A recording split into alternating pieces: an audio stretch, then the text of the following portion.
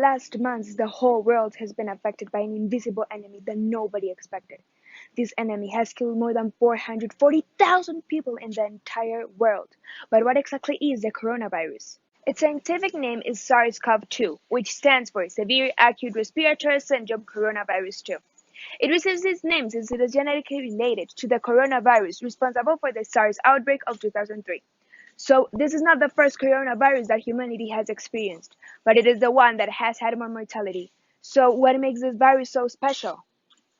Let's start by explaining what is a virus in a general way so that we can understand what makes the SARS-CoV-2 such a dreadful threat.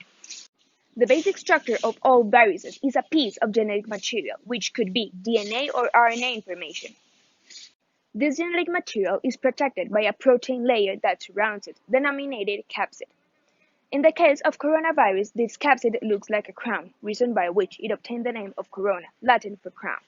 Let's remember that viruses are not considered living things, as they cannot exist if they don't have a host cell that guarantees their reproduction. This is why they can only live for a few hours after they leave the living organism. They have different survival rates depending on general factors that may affect both the protein and the genetic material, causing its degradation. Okay, so if the coronavirus has a similar structure to many other viruses, what makes it so deadly? When the virus has used the cell machinery to reproduce, the host cell dies.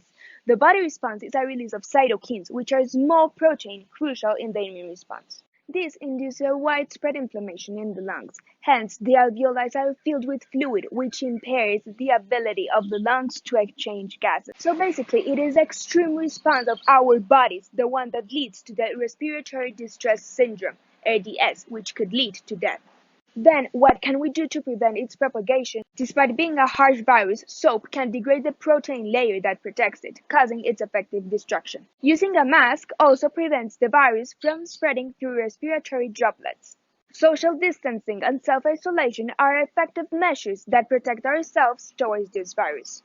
Finally, following the safety measures that health centers and experts in the topic recommend would significantly decrease the infection rates. Taking care of yourself means taking care of others. Stay safe. Thanks for watching.